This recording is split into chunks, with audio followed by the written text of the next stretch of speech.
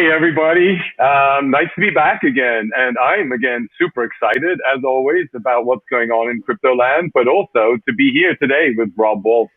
Rob actually we had the reverse situation. I think it was like 3-4 weeks ago where Rob was, talking about Truflation, and super happy to go through Truflation with Rob and how you constantly use it all the time. But we're now here to talk about digital asset news and how you came to launch this project. And I actually mistook because in your channel you had Dan as your name, and so I picked you up as Dan. And that's sort of what your abbreviation is for your channel, right?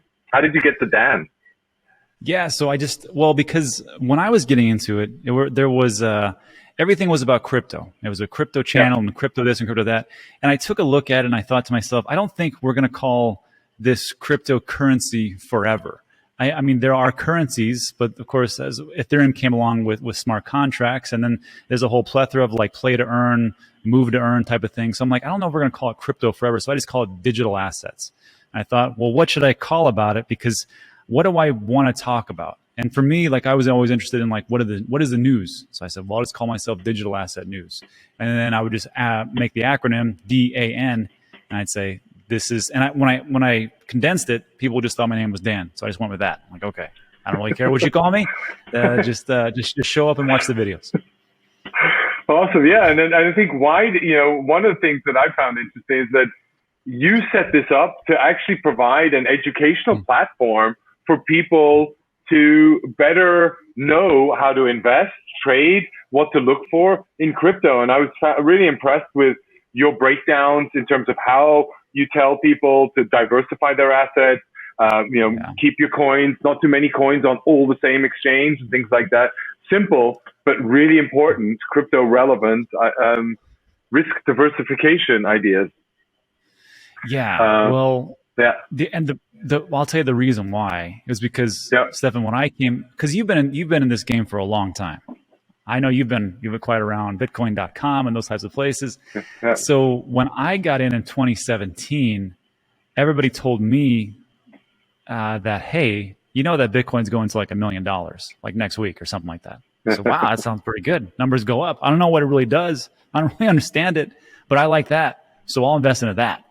And of course, everybody would talk about maybe $250,000, maybe $500,000. And of course, John McAfee told me it's going to $1 million next year, and he would never lie to me.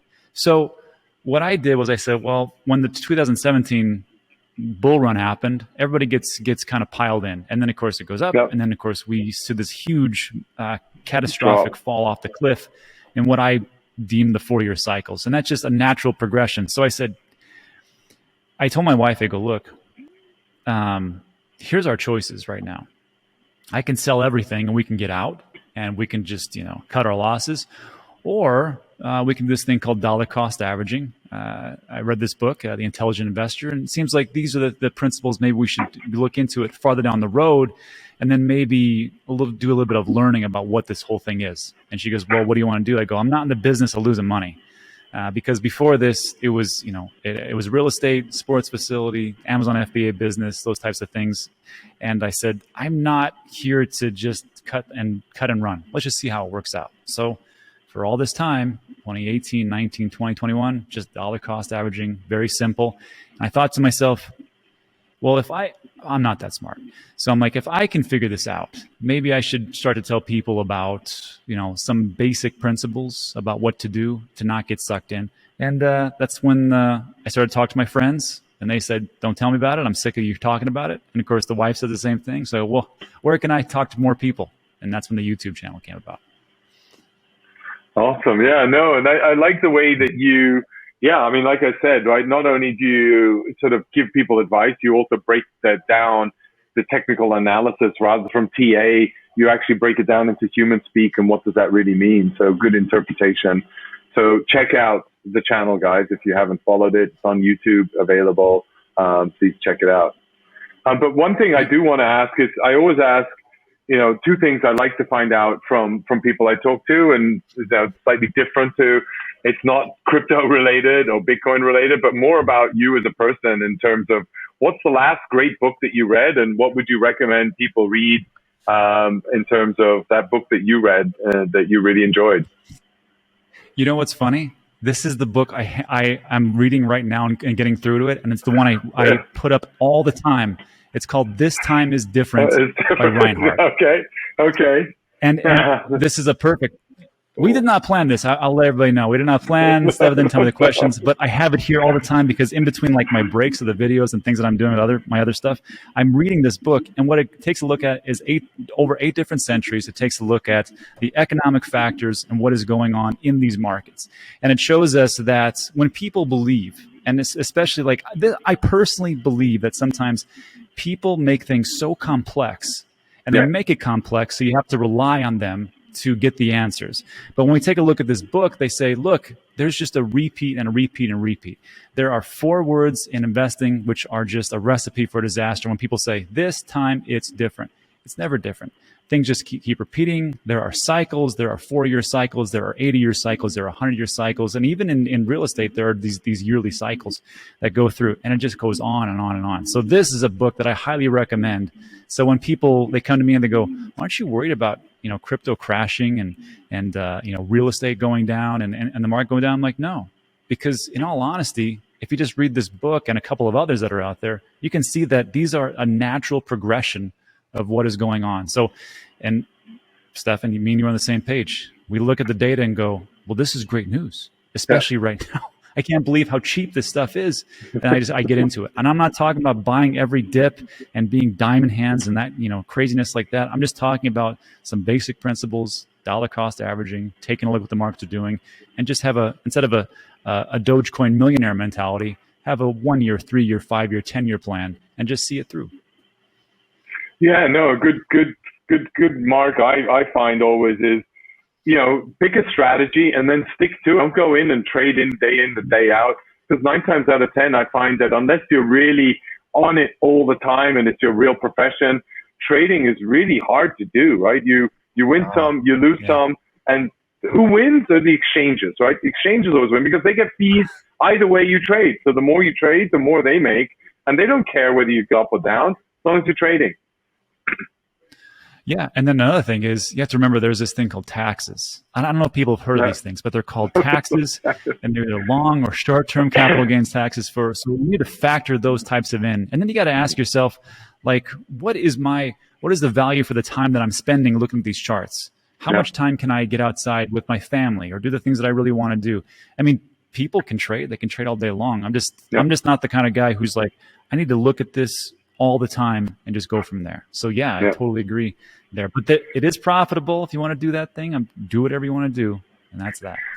One of the things I look at in taxes, you're talking about taxes, I have to go into this because I feel that the cities that have been the most tax friendly, as in reduced taxes the most, have prospered throughout the last sort of 5-10 years, right? It's been Puerto Rico, Lisbon, Dublin, Miami, Austin, Nashville. Miami, it's like all of these cities have really just blossomed because they brought down tax rates, incentivized users to move into their cities, and then spend money on the economy, going to restaurants, doing the shopping, building out furniture inside their apartments, getting house redecorated there, instead of paying it into a central institution that you don't know where the money goes. I think I saw a podcast the other day. I'm paying millions of dollars into somebody in Washington. Where's that going? How's that improving the street on my road? Is it? I was like, and you know what? No, go ahead, Stefan. I know you got a gun. No, okay. I was just going to go into you, right? So it's like, how do you manage taxes? How is that important to you or not important? And you've already said you spend a lot of time with the family, outdoors a lot more versus actually trading on time. But how does taxes impact you and your decision where you live? Well, first of all, let's circle back to what you said about, like getting, paying the government and putting that money into the government. And where does it go to this big black hole? Yeah. It would be great if we could put some of the spending on the blockchain and make it some on-chain data, just like what you guys did over there at Trueflation. That would be. if we could do that, and then you could have someone say, take a look at it and go, okay, well, here's my representative for Texas, or here's my senator of Texas. This is what they're spending on. I need you guys to focus on this, and you can see exactly where it goes instead of these black holes. So that's that part. But as far as like taxes, so here's the thing. So like we've got long-term and short-term capital gains tax here in the United States. Throughout the world, of course it varies. I can only speak in the U.S. So I remember when in 2017, I knew that if I sold my crypto less than a year, now it's going to be a big hassle, because depending on whatever my tax bracket is, that would be my short-term capital gains rate. And that could be, for anybody, it could be 25, 34, 42%. And that's just me in Texas. And Texas doesn't have an additional tax. Whereas as opposed to like California, you would pay your short-term capital gains plus the capital gains tax in California, which I think is like 5, 6, 7% or something crazy. Which, talking about taxes, there's a reason why all these businesses has a mass exodus outside of California. There's a reason why Tesla picked up their entire shop and stuck it in Austin. It's because the tax rates are more beneficial. Yeah. So when I knew that, I'm like, well, I don't really like that. So at least I can do the long-term capital gains, which are roughly 20% plus 1% for the different laws that were passed. So I'm looking at 21%. Okay, well, that's not too bad. And then, of course, that's exactly what you have to pay. Now, for us, what we did, I was like, well, I think that I'm going to take a look at a legal way to not pay as many taxes. So there's this place called Puerto Rico, and it is a U.S. territory. It's not a state, it's a territory. And if you move there, you pay 0.0% in capital gains tax, which is fantastic. However, there are some caveats, and I did a whole long video about this. First of all, you're going to have to be putting into a lot of money into charitable events there in Puerto Rico. The things that when you move there, you're going to have to buy property. You're going to have to help the local economy. And of course, you have to deal with job creation. So when you move down there, your job then is to create jobs. So that's kind of like one of those trade-offs, and it's something that I have no problems with. And of course, you have to actually live there. So if we're talking about taxes, that's just what we did. And another thing to make mention of is that it's not like you can just take all your crypto and go over there and then just go, I'm not going to pay anything. That's not how it works. Whatever you brought with you, you're going to have to pay on that. And then it just kind of resets as you live there. So for me, it helped me a little bit in 2021 when I sold a lot of my crypto off to pay for real estate. But moving forward, I think in the next 4-year cycle, when we hit the halving in 2024, and then of course I think we're going to hit all-time highs in 2025, that's when it'll help me. And that's when it really goes to that foresight and planning way, way ahead, and not just being the Dogecoin millionaire 6 months and I'm rich. Doesn't matter. Wow. So you're really planning 2025. So now the next 4 years out or 3 years out in terms of where Bitcoins go and investing on that time horizon. Stefan, I'm hoping. We talk about these 4-year cycles all the time on the channel, and you can just see it repeat again and again. Yeah. So we know what happened in 2012. Yeah. Or 2012 we had a halving, 2013 all-time high, 2014 a dip, 2015 a reset, 2016 Bitcoin halving, 2017 all-time high, 2018 the big dip, 2019 a reset, and it went again. And I thought that the 4-year cycles were broke, because in 2020 we had the halving. That's always going to happen every 4 years.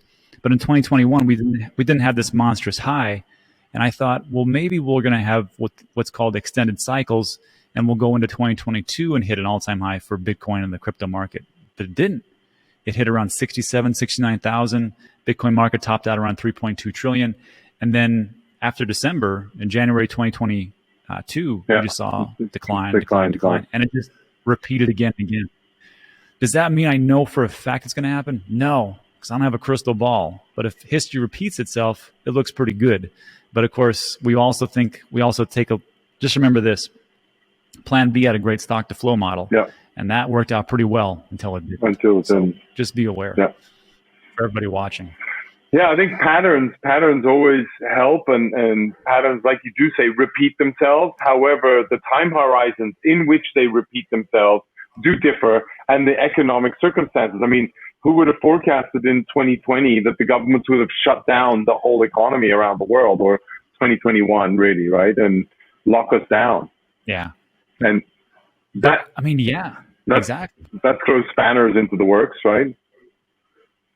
No, it was a huge problem, and you know what's funny is that every time we go through these big events, people always say the same thing. Well, Bitcoin has never been through this, so maybe this is it. And so it goes through a pandemic, exactly. And of course now we're in a recession. I'm pretty sure we're in a recession. I'm not 100% sure, but we're going to see the numbers on Thursday to see if there's 2 consecutive downturns in GDP. I mean, depending on what the White House wants to classify this as, whatever. So they're going to say, people are going to say, well, you know, Bitcoin's never been through a recession. And of course it's true. And people will write it off just like they did last year and the year before that and the year before that. And heck, maybe they're right. Maybe all this goes to zero. I don't personally think it will. But as you can see, every time that something happens where Bitcoin's never been through this, crypto market's never been through this, it tends to weather the storm and then come out even stronger. So that's what I'm waiting for. And those types of things I'm waiting for, but there's things that even like my strategy has changed. And my strategy's changed because of websites like Trueflation. Because usually what I would do in 2018 and 1920, I was dollar cost. I was buying every single day, little amounts, because over time it would work out. But now what I'm doing is more value cost averaging. So instead of me buying every single day, what I did was, because of inflation, we know it wasn't 8.5% or whatever they said it was. I mean, you can just take a look at Trueflation and you can see, I think we hit almost 12%. So what I'm doing is I'm taking a look at Trueflation, taking a look where the inflation rate is, because if the inflation rate goes down, then the Fed will pivot, then the markets will rebound a little bit. So I'm waiting for, like, when the CPI numbers came out on July 13th, instead of buying every day, I just saved up my money. And then when those CPI numbers hit and we hit 9.1%, I thought, maybe I'll just wait a little bit, see if the markets go down. And they did. I think we hit around 19K for Bitcoin, and then it bounced right back up. So I just deployed all the cash then. And this week, I'm doing the same thing. Everything that I would usually buy every day, I'm just sitting around and waiting for the Fed to come out on July 27th to say, here's the rates. Is it 75 basis points? Is it 100 basis points? Then go from there. Yeah, I see. That's why, Stefan. That's why we get along so well. I think it's going to be the same thing. But what do we know? And then I just look at the Trueflation website and go, will the Fed pivot with the new data that they're getting, or are they going to use CPI numbers from before? Because right now, I'm looking at the website, 9.86%. That's a far cry from the 12%. But the question is, did the Fed do that, or is that just because of the demand for oil has gone down, or the prices for oil and whatnot? I don't know, but I can just tell you, it looks like it's going down. So I'm getting a little more bullish as time goes on. Yeah, no, I mean, ultimately we see that inflation last year, prices rise significantly last year around this time. They started going up. And so this year, the price contrast last year is sort of realigning. It's not jumping as much as it did last year. Number one, supply is also, real estate supply is coming onto market. So that's also dampening a bit the real estate price. That's sort of what we're seeing. And we're trying to sort of visualize a lot more of that in the dashboard that you see at trueflation.com. But to me, the funny thing is, to your point, right? It's like, we even get to a point where we've got this in at 27th. So in 2 days' time, we'll find out what inflation is, what interest rates are going to look like. And then you have today a blog post going out about, recession. We're redefining recession, right? So we have this new office and department that has rewritten the rules, contrary to all the economists, that, what defines this recession is two, sequential quarters of negative growth. That's a recession, right? And no. This department of, economic research or something rather, has all of a sudden people that have been most probably working in that department for the last 50 years are not elected into office, and they just come up with this whole new definition that is going to be the foundation of recession. But I think they're getting us ready to say it's not a recession. That's why we're raising interest rates to 100 basis points. by 180. Yeah, I think no. And it makes sense though, right? Especially right now, because in the United States, like, I don't know for you watching home, I don't know where you're at, but we have midterm elections coming up the first week of November. So if Democrats, which they're pretty much split in the Senate, it's a 50-50 split with the vice president breaking a tie, and then you've got 220 to 211 for the House of Representatives. If they go into these elections and the word is recession, that doesn't bode well for them to keep the House and the Senate. But if they can say, look, we're doing our job, we're doing exactly what it is, just keep us in power, please, then of course they can try to keep that power, and then they won't lose the House and the Senate, maybe, and we'll go from that. But I personally believe that people are much smarter than that. I think people have gone away from the narrative of the talking points of the mainstream media, and they just look for people that are out there, like, guys like us, or people who are much smarter, like Stefan, and just say what is going on in the real world and what's happening. Because I don't really trust the government as much as maybe my grandparents did back in the day. So I think they'll see right through it, hopefully. And I don't know why the government can't be honest about it. I mean, why don't you just say, look, we don't feel, for whatever reason, we don't feel this is a recession, but it may be in technical terms, you call this a recession. These are the 1, 2, 3, 4 reasons why we don't think it's recession.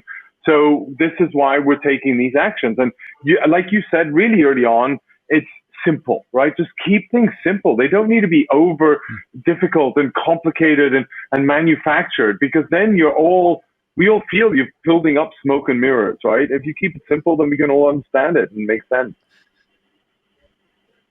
I think so too. I think there's some people out there that are trying to simplify things and kind of push the agenda forward without making things, way super complex. Like there's a representative, Tom Emmer, and then Cynthia Lummis is trying to do her best job, and Toomey also. So and they're trying to push that forward. But wouldn't it be a breath of fresh air if one politician came out and said, look, we're in a recession. I know what the White House has said, but this is what it is. And here's how we're going to try to fix this moving forward. But it is the reality, folks. That will never happen, though, because they have to toe that party line and just go, no, my guy said it, it's not. And the other side will say, no, we said it is. And then of course, Armageddon into the voting times in the midterms. But that's one thing that we experienced a lot, particularly over the last sort of maybe year or two. We've always been talking, and a lot of analysts or experts coming into crypto have always said, oh, what do you mean crypto is going to be your inflation hedge? It's been aligned very much with the stock markets, right? And so the correlation is still there today. Yes. What's your view, given where we're at with governments, and are we at the bottom now? Do we see a bifurcation happening at some point in time? Will we see a separation if we go into recession? Will crypto recover faster? What are your thoughts there? It's a crazy thing. Like when I got in 2017, nobody was talking about crypto coupled with the NASDAQ and the S&P 500 and traditional markets, because there was no correlation.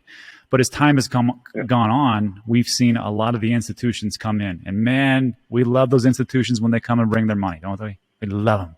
Thank you so much for buying all this crypto, because that pumps my bags. But we hate their guts when they sell. But people don't understand, like Tesla, that's their job to sell. Their job isn't to diamond hands and do all those things. Their job is to make their shareholders happy.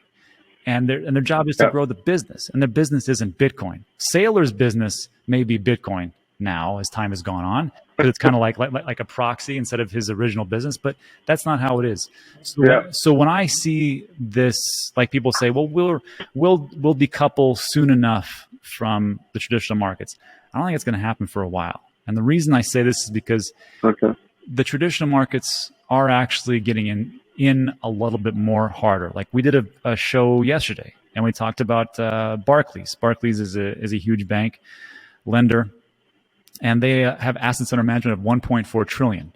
And they did a funding round for copper. And copper is one of those places for institutional investors to really park their money and get exposed to crypto. They also had State Street on there, 4.2 trillion assets under management, and some of the bigger names that are out there. So I think right now, which is what we talked about before, Stefan. The bear markets are great because we don't have to deal with all the noise. We can just build and move on from there. So I don't see us decoupling from the institutions because the institutions want to come in. It's an asymmetrical bet. They will do well. The problem is people have to understand is that they are not diamond hand holders. So you have to, if you're a trader, you get in and get out. If you're someone like me, 3, 5, 10-year horizon. And just be aware that there's going to be massive volatility. But I still think that we're not going to see a decoupling because what's open 24/7, 365? Crypto and digital assets. Can't do that on NASDAQ, S&P 500, even Forex. Yeah. So that's how I see it. Could be wrong. Yeah, and I think that's one thing, right? It's like we've invited the institutions to come in, particularly the financial institutions. They came in. And now they have a different way of working with digital assets, right? And I think we as a community need to adjust to that, right? They're not here to stay. This is now becoming, I think we just broke back up against past the $1 trillion market cap across all the coins again. We're up at $1.5 trillion or something now. So, and they're here to stay. They're going to play these markets, right? To them, it's an alternative asset class. Not necessarily a utility token, and where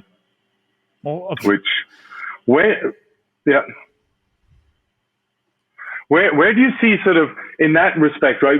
The way I look at institutions is I break it down into two different categories: the financial sort of sector, where they're about trading, and then there's the sort of enterprise sector, right, that are looking to crypto, and both of them see efficiencies on the one hand in it, and then the other hand they also see the trading capability and the treasury management around that, particularly the financial services. When do you see the enterprise coming in? We've all been waiting for security token enterprise entering into here, but we've never seen anything come across the line in terms of when they come in. This is not going to be very popular, but I'm going to tell you why.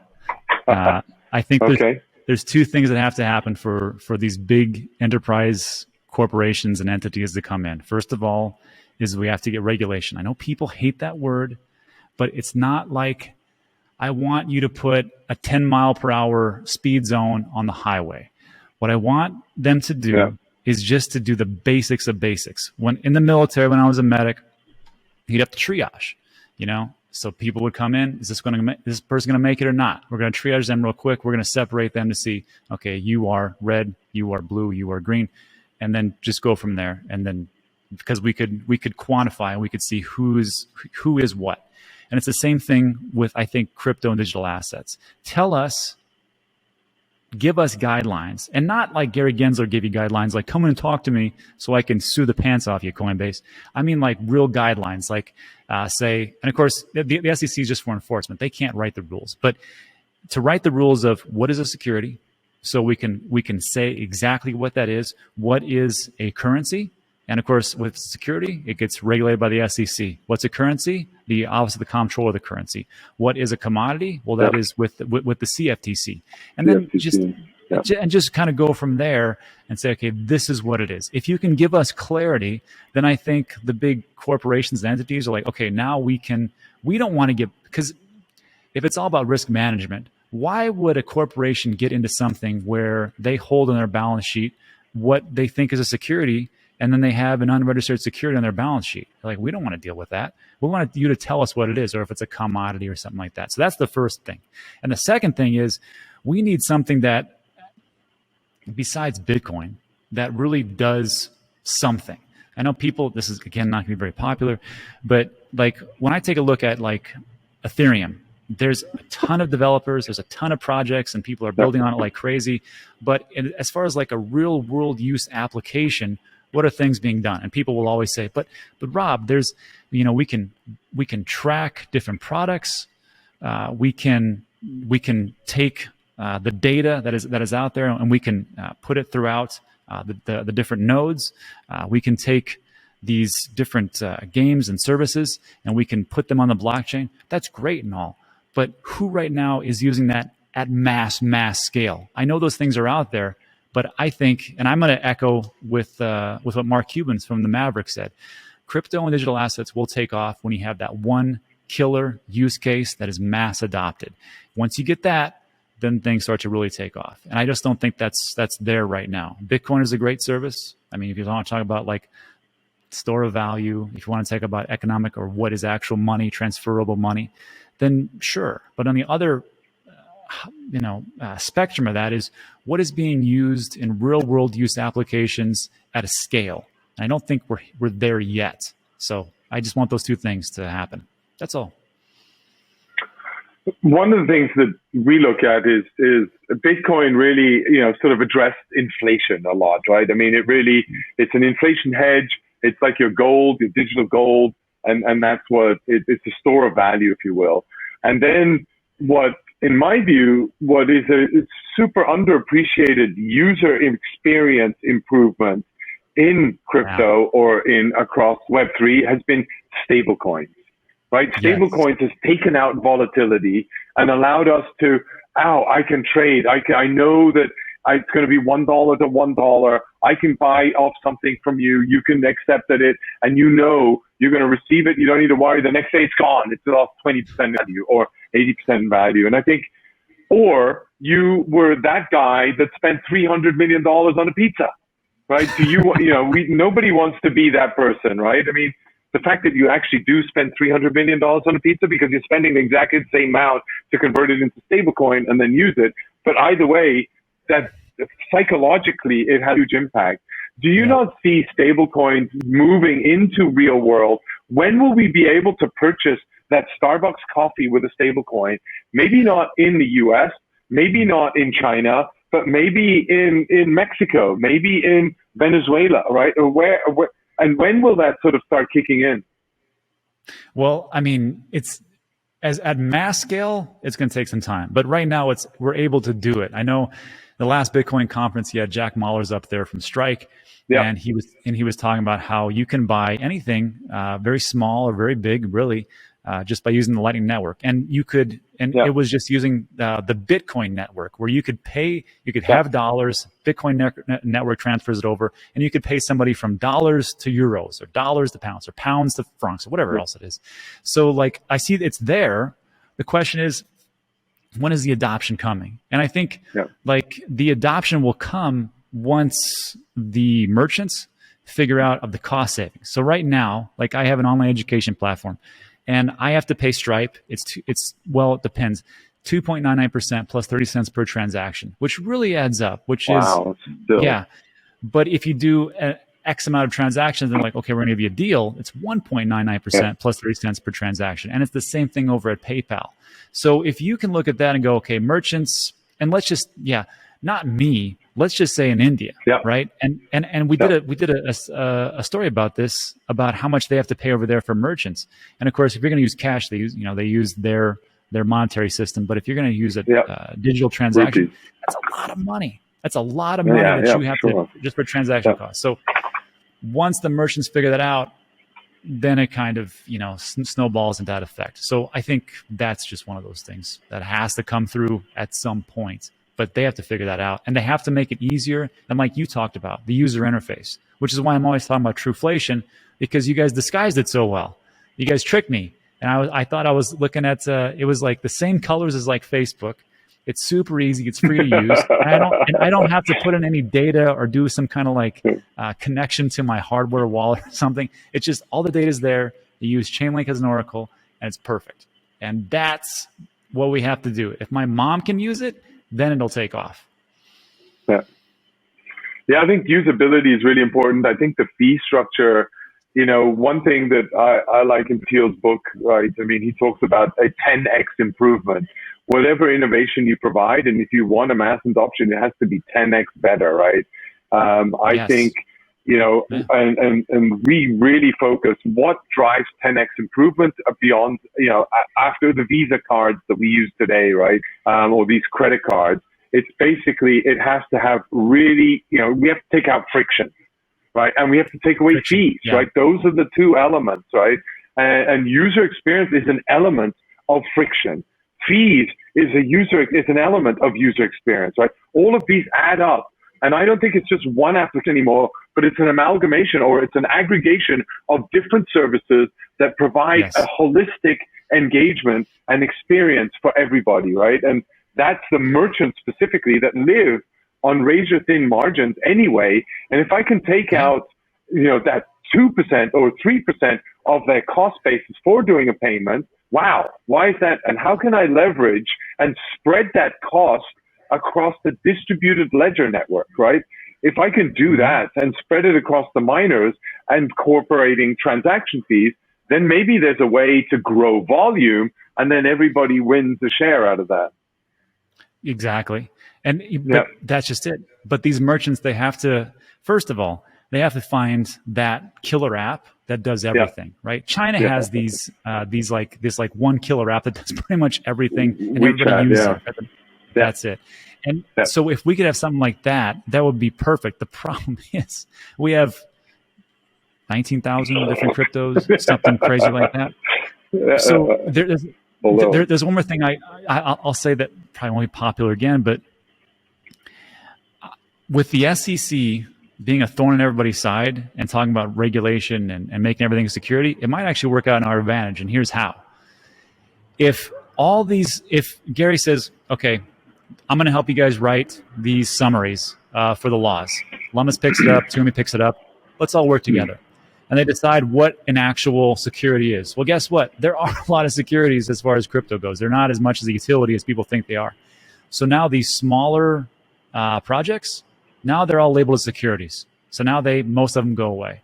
And the mid-tier ones go, look, we don't have the money to sustain ourselves, to file the paperwork, to get the lawyers, to go through the SEC, to register as a security.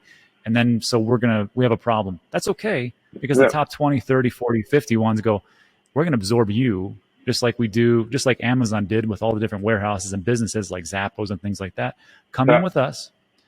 We're going to take the developers. You're going to work for us. We're going to make something great here. And then we can flourish like that. Now the merchant's like, okay, well, maybe you make some killer app or some killer way to not just use like the Bitcoin network, but, and we talked about this before, an actual chain or a bridge for all the different cryptos that are out there. And you can use, doesn't matter. You can use Ethereum, you could use Chainlink, you could use Solana, you could use Polkadot, or whatever else it is and pay in that. And it goes into one simple way to do things. If you can do that and then ship it to the merchants and go, this is what it is, and a lot of people are using it, then things take off. But it has to kind of, unfortunately, a lot of these crypto projects have to go away. Yeah, and we've already seen a huge decline. You just referred to 19,000 tokens out there, right? We've already dropped to 13,000, right? They're now in this little recession that we've had, we've lost some 7,000 tokens. Whoosh, just projects that have dropped off CoinGecko. It's a pretty severe impact on the industry. Yeah, you want to say something? I'm glad you reminded me, because I can't even keep up. Like 13,000 sounds good. I can only take so much in my brain. Again, I'm only smart enough to simplify things. So 13,000, I can see that. Let's see how many actually get pushed out. But even if you look at the layer ones that are out there, right? And we've launched Trueflation. We listed it on Chainlink. We work with Chainlink, they're a super good partner. But we bring our Oracle service available now on 4 different chains. So you've got Trueflation times 4, right? So you've then got, then we're on Binance, Avalanche, Polygon, and on Ethereum. And so now, in theory, what happens if we get onto all the EVMs that are out there? Should we be on Arbitrum? Should we go onto ZK Sync? Where else should we go with our tokens, right? Should we go into Solana? Should we go onto Cosmos chain? There's so many different chains that you can get on. Each one of them, Polkadot, each one of them have an ecosystem inside their markets. And if you think how big the economies are out there and the different industry verticals in each economy, in a way, why can they not have a loyalty card? Why can they not have a currency that you need to pay them in? And nowadays with exchanges, decentralized exchanges, I can immediately swap into, I love your product. I want to buy and subscribe to your next course, right? And you only accept D.A.N tokens. And, oh, damn, but D.A.N tokens, I can buy D.A.N tokens on this exchange. It's credible. I can only swap it with USDT. I have lots of USDT. I can then go swap it, buy a token, and boom, I pay you. You get your currency that you want. And it should be as easy as that in a wallet without me even noticing it, right? See, and that's just it. That's what we talk about with friction. You shouldn't have to see it. No one wants to know, no one wants to see how the sausage is made. They just want to eat the sausage. Eat the sausage, so exactly. It's the same thing. Remember the days of like when your first browsers came out for the internet? See, I'm old. I remember that stuff. And like you had to jump through a couple of hoops. First of all, you had to try to get on on the internet. And of course, if you had that AOL disk, it wasn't too tough. You had to put it in. You'd come in there, and then of course you'd actually go through your browser, and it would kind of work, but kind of not. And you'd put it in a search query, and of course there's all the different like junk websites because they were doing keyword stuffing of all the things that you were looking for. Exactly. And it just never worked that great because it's just the early days. But once you started to realize or started to figure out, or actually people started to figure out like, we want something simpler, something where no one really has to see it. That's when everything took off. It's the same thing with cell phones, same thing with this, and it's going to be the same thing with crypto and digital assets as time moves forward. But that's the growing pains to get there. Yeah, no, I mean, I remember and I think every innovation has had a faster growth trajectory, right? Just mainly because of the distribution has been easier. And I think crypto has had, it's only 10 years old, a little more than 10 years old. And we've grown from nowhere, from a little pet project that only crazy whack jobs that were in gaming and exchanging, game cards were involved in, to a place where now Jerome Powell is saying that cryptocurrency is influencing his policy making, right? And so ultimately, in the 12-year period, it's crazy how far we've come. So if you look back, that's amazing, right? And I think we never spend the time to look back. How far have we come? Look what we've achieved, right? We still have a hell of a lot to achieve, and there's a lot of opportunity. But I think now, I remember at the beginning, how does that work? How can you make that work? I got hundreds of questions. I don't understand how Bitcoin works. Why it's like, do you really need to know how it works? Do you know how money works? You give me $1, I give you value.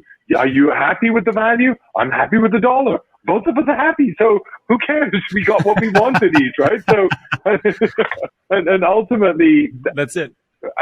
Actually, any kind of currency and an exchange of goods and services for value creates happiness.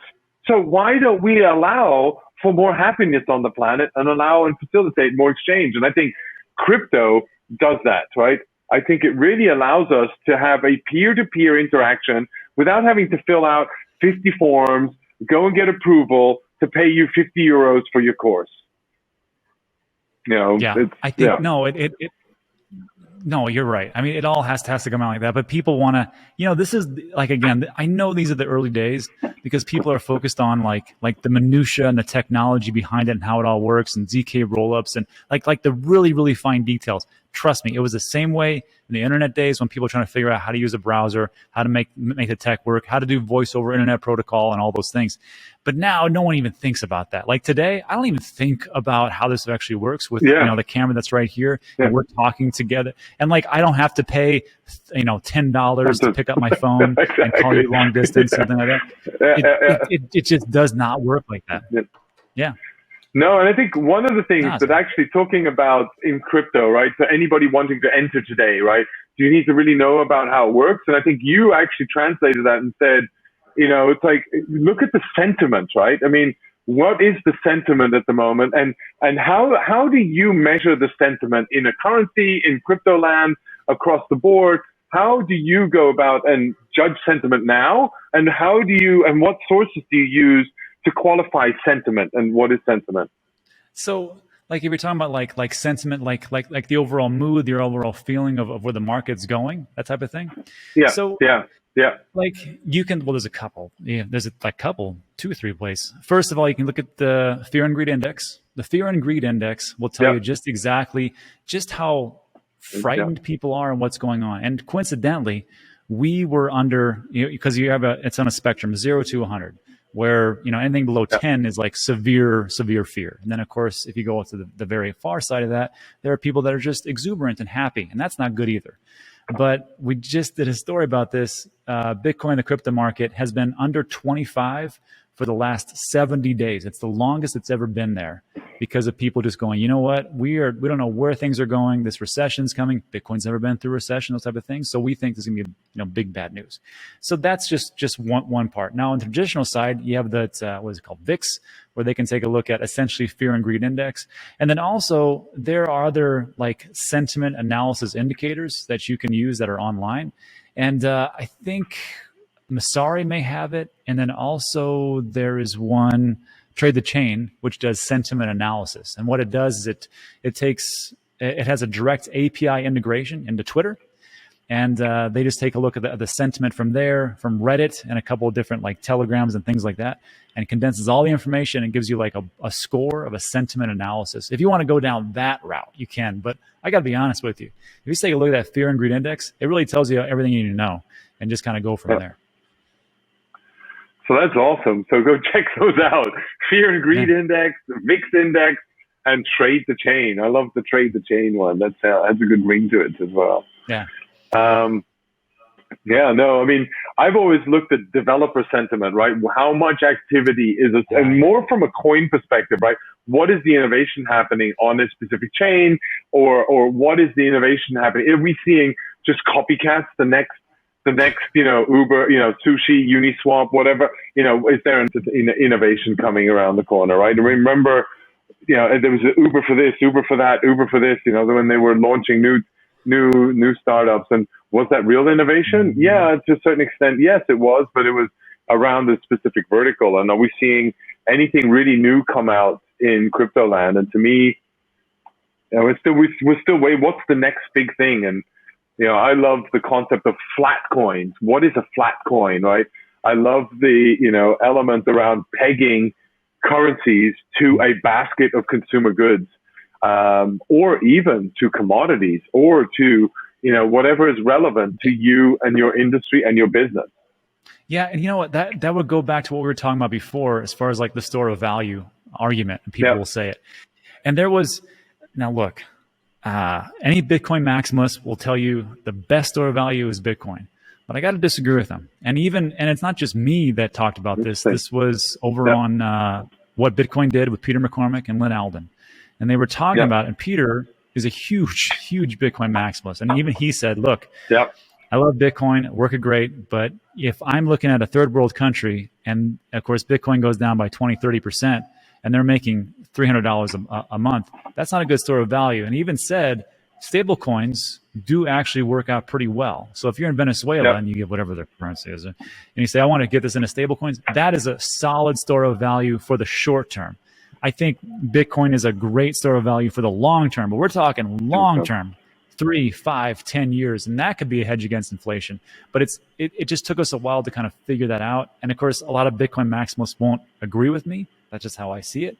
But I will tell you this: the longer I'm in crypto, the more I become a Bitcoin maximalist, because of the different things that are going on, and not just the volatility, but the rug pulls and the scams and the different things with and we just saw this with Celsius and Voyager and the different problems with Three Arrows Capital.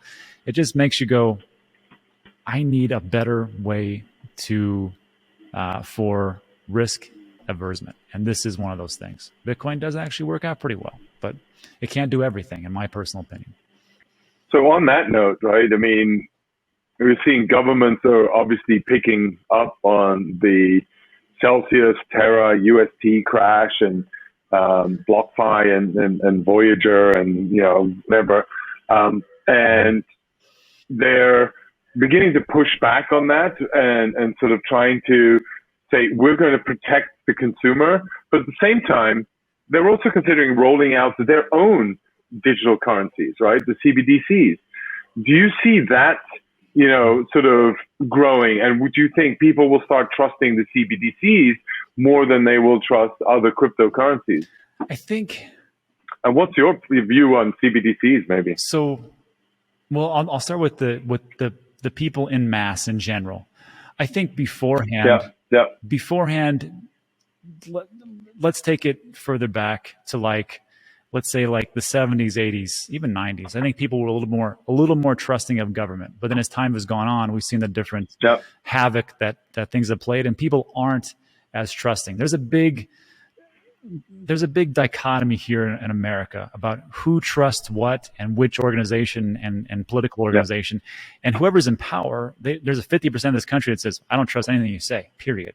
And then off you go. So if our government comes in, especially with what happened where they say inflation isn't caused by money printing, quantitative easing. Well, we know it is.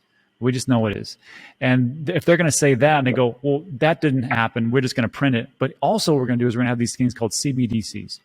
And it's going to make it super simple. You're just going to need, here's the question I have though. Who are they going to get? Because the government's not going to, create CBDCs and then have it in their own separate app and things like that. Who are the technology people who are actually going to upkeep that and make that work? Well, now you have to create another organization within the government to actually handle that. I just don't see how that could actually happen. So there's two ways for a CBDC. Is it going to be more like the China's or the Chinese digital yuan, where it's going to be a little bit more of a surveillance state? I know some people will say, no, they don't do that. Sure. So is it going to be like that, or is it going to be more like this is from former CFTC head, I think it was Giancarlo, where he was talking about the digital dollar. And he said, we have two ways to do this. We can go more of the way of the surveillance big brother type of thing with what China is doing, or make it more of like a freedom dollar. And if we make it more like the Chinese digital yuan, it just won't work. But if we make it more for transactions that can't be tracked, then it will work out okay. And that's just one person's assessment. I don't personally believe it's going to actually happen. So what's going to happen is this. They're going to try to roll the CBDC out. They're going to try to get away with eliminating cash. That's already happening right now. And they're going to try to track a little bit more things. I don't think once you are accustomed to power and control, it's hard to give away that power and control. And unfortunately, I know people say that cash is trash. Let me tell you, as a business owner, cash is awesome. I'm not going to say that I've ever done this. However, let's just say, for instance, that I'm at my sports facility and someone wants to pay their team in cash. Well, I could report that to the government, or maybe I could not. And I'm not saying I did do that. I'm just saying that is one of those options that is actually available to you when you have cash. It's worked really well for the cartels for decades. So don't tell me that cash is like trash. I think cash is actually king, especially right now. So to answer your question, CBDCs, and there's going to be a small percentage of yeah, let's do that. But I think a lot of people out there are not going to trust it, and they're going to not go for that option. And even if they can do it technological wise. Yeah, I mean, I think, that's what I sort of view CBDCs as an alternative. People have choice. If you like CBDCs, you can use it. If you don't, and I think we should allow, any wallet developer to include that in the wallet. I don't think it should be mandated. I think you should have alternatives. No, I think the way China's done it is just mandating it, and you have to use it. And if you don't use it, there's no other coin. And all these super apps have to embrace it and pay with it and enable payments for it. And then coupled with a social score. If your social score is low, no more top up for you. Yeah, and and see that's the thing. And some people will say it's going to happen, and some people are like, well, that's never going to happen. And to me, especially with what's been happening the last 3-4 months in this space, I don't trust anybody anymore. So I just I just go for the worst case scenario and just walk my way backwards from there. So if people if developers want to put it in there, let them put it in there, and then and let the market decide. That's what the free market's for. But I do feel that you brought it up really early on, right? Transparency is super important, and if I'm paying tax dollars and it's going to a centralized entity, a black hole, if there's transparency around it, where is that money going? Which department does that go to? Which other departments do they send it off to? And then which other departments? Those wallets are disclosed because they're public utilities. They should be disclosing where those wallets go to. If that transparency is displayed and disclosed, then all of a sudden there's a little more trust. If you see what's happened with Aave and with Uniswap, all those exchanges are fully disclosed, right? All of the money and the exchange of funds on those platforms are disclosed and visible as for anybody to see. And the wallets that deposit, that extract, we can see anytime Celsius is putting collateral back on the chain, extracting value out of that, distributing that, right? So you can see all of that. Which you don't see is when it's behind smoke and mirror. And I think crypto is a way for crypto to succeed and minimize rug pulls is that transparency. And we are getting to points where there are institutions now in crypto land that have been around for more than and gone through 2, 3, 4 cycles. Those are coins and currencies that we begin to trust. We know they're around. They've actually got a very dispersed group of participants engaged in building it, securing it, and contributing to that network. And so hopefully we see more of that. Hopefully that world will survive.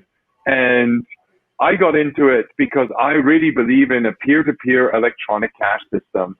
And I want to see that flourish and make that happen. And that's what we're trying to do at Trueflation and Laguna. Yeah, I gotta tell you, man, I do like that website. This is like the third time I said it, but I love that website because it makes it simple for me to just see some specific data, give it out to all my subscribers. And the great thing is, of course, it's free for people like us. But of course, enterprise, you guys are working in the back end to integrate that someplace else, and that's great. We're not enterprise, but it helps us to make a judgment call, especially with is inflation going down? Are these numbers accurate that the government is actually giving us? Because here's the real world data, and it's updated in real time. So, yeah, I can see that. And if we can do something like that with cash and currency and transactions, imagine what this world would look like. Exactly. Thank you, Rob Wolff, Digital Asset News. Super exciting. Love your work. Love your channel. Everybody subscribe. Is there a Twitter they can follow you at? What's your Twitter or? You know what? There's the easiest way to do this is I have a 100% free website. I made it free. It's all the basics of things that I've learned along the way. Just some investing tips. I can't give you specific advice, but because I'm not a financial advisor, but also how to use cold storage, how to avoid scams, some different products that are out there, and just to make your life a little bit easier. It's called danteachescrypto.com. 100% free. I made it free because, in some places, you can't afford $5 a month, $20 a month, or whatever I thought I was going to do it. So I made it free. So just if you want to find me like the YouTube channel and the Twitter and everything else, it's over there at danteachescrypto.com. danteachescrypto.com. Thank you so much for your time. Rob Wolff, thank you again. And keep up the amazing work. And love your channel. So I will keep one, that's for sure. Thank you. Thanks for the Trueflation website. Everybody, thank you. Bye. Thank you, Rob.